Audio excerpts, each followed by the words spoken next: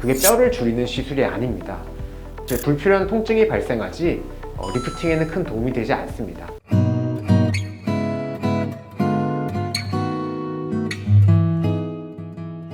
안녕하세요. 예쁜 건 우리지, 우리뷰티TV의 황쌤입니다. 나이가 들게 되면은 피부는 노화의 과정을 겪게 되는데요. 그래서 대표적으로 팔자주름이라던가 불독살, 그리고 이중턱 이런 것들이 점점 생기게 됩니다. 그런 걸 좀 개선을 하기 위해서 다양한 시술이나 수술 같은 걸 받게 되잖아요. 오늘은 비수술적 방법 중에서 가장 어떻게 보면 유명하다고 볼 수 있는 고강도 초음파 리프팅 레이저인 울세라에 대해서 질문을 듣고 답변 드리는 시간을 좀 갖도록 하겠습니다.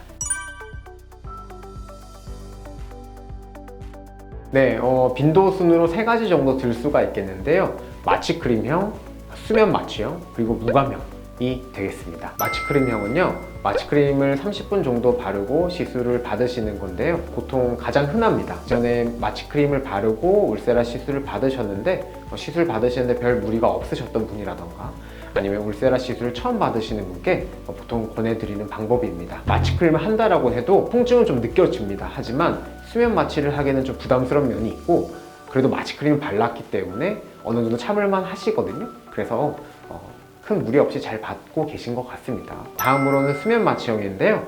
이 유형의 분들은 보통 이전에 마취크림을 바르고 울세라 시술을 받아보셨는데 통증을 좀 견디기가 힘드셔가지고 수면 마취로 진행하시는 분들이 많은데요. 처음 받으시러 오시는 분들 중에서도 본인이 통증 민감도가 조금 높으시다던가 아니면 주변 지인들의 어떤 경험담 등을 듣고 겁이 나셔가지고 수면 마취를 진행하시는 경우라고 하겠습니다. 수면 마취는요, 낮잠을 주무시고 있는 상태라고 생각하시면 됩니다.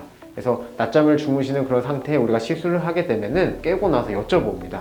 혹시 아프지 않으셨나요? 라고 하시면 눈 감았다 뜨니까 끝나 있었다고, 시술 시간이 순삭됐다고 그렇게 말씀들 하십니다. 그래서 마취 중에 통증을 오롯이 다 느끼고 그런 경우는 거의 없는 것 같습니다. 수면 마취가 이제 끝나면 회복만 잘 되시면은 일상생활로 복귀 가능하시고요. 약간 얼얼한 그런 통증은 있으실 수 있습니다. 이제 마지막으로는 무감형인데요.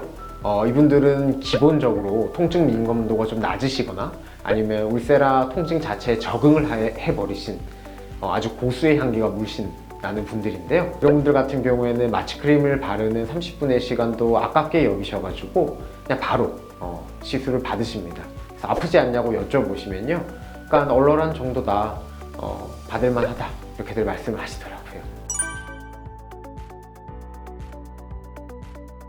어떤 분들은 시술 받기 전에 이렇게 물어보십니다. 통증이 강할수록 효과가 크지 않나요, 선생님?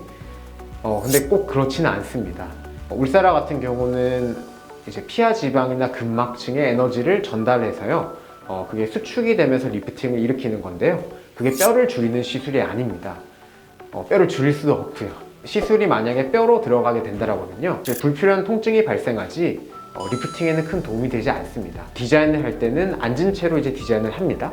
근데 이제 막상 시술을 할 때는 누우신 고객분들께 시술을 하게 되는데요. 그렇게 되면 얼굴의 구조물이 이동을 하게 됩니다.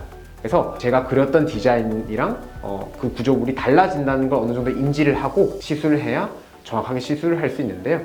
그런 위치 이동을 고려하지 않고 시술을 하게 되면요, 불필요한 통증만 발생하지 리프팅 효과는 사실 그렇게 크지 않습니다. 네, 여기 살이 많은 부분에 이제 정확한 깊이에 맞춰가지고 근막이나 피하 지방에 맞춰서 시술을 받게 되면은 사실 통증이 그렇게 크지는 않습니다. 궁금하신 점 있으면 댓글로 남겨주시면 감사하겠습니다. 이상 예쁜 건 우리지, 우리뷰티TV의 황쌤이었습니다. 감사합니다.